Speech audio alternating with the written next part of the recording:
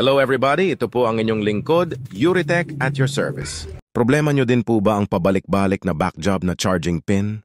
Dito sa video natin ngayon ay pag-uusapan natin ang mga posibleng dahilan kung bakit kahit na ikabit naman natin ng maayos ay bumabalik kaagad si customer. Una na sa ating listahan ang hindi angkop na charging port.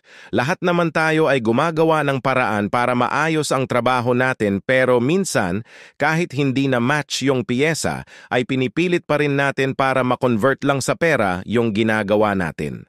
Pangalawa ang hindi malinis na trabaho. Sa kahit na anong klaseng trabaho ay laging magtrabaho ng malinis. Napakalaking kaginhawaan sa trabaho natin ang pagiging malinis, malaki ang chance na maiiwasan natin ang back job.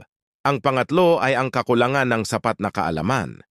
Mahalaga na alam natin ang mga basic principle ng mga gamit natin katulad ng soldering iron, soldering lead, flux, at ang good wick. Pang-apat ay ang pagkakaroon ng tamang kagamitan. Kahit nag-uumapaw ang ating kaalaman, kung kulang naman tayo ng kagamitan, ay para lang tayong isang aklat na puno ng kaalaman pero walang kakayahang gumawa. At ang panglima ay ang mabilisang paggawa. May mga technician na sobrang binibilisan gumawa kapag senior ang customer, ngunit kapag dalaga ay napakatagal niyang magawa ang unit. Biro lang po pero real talk. Huwag po natin madaliin ang trabaho para solid at very quality ang outcome.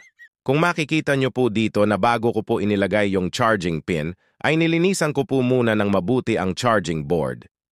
In this way po maikakabit ko po ng maayos at matibay ang charging pin dahil kitang-kita ko po ang lahat ng pins. Dapat ay lutong-luto ang solder lead at huwag kalilimutang maglagay ng flux para madaling dumikit ang solder lead sa charging pin at charging board.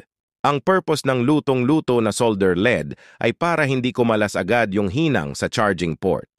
Kapag kasi malabnaw ang hinang asahan mo, ilang araw lang babalik na naman si customer na may kasamang pagkadismaya. Kaya upang hindi mawalan ng tiwala sa atin ang ating mga kliyente ay lutuin nating mabuti ang solder lead na ginagamit natin. Laging i-double check ang mga pin ng charging port dahil maraming technician na hindi napapansin na nagkadikit pala ang ilan sa mga pin, kaya minsan mabagal mag-charge ang unit or worst, umuusok kapag yung positive at negative nagkadikit.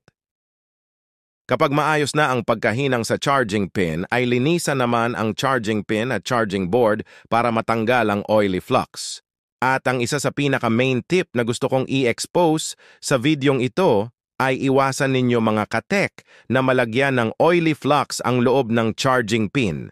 Yan ang isa sa pinakakaraniwang dahilan kaya mabagal mag-charge ang unit at isa sa dahilan kaya hindi umaabot ng ilang buwan, sira na naman ang charging ng unit.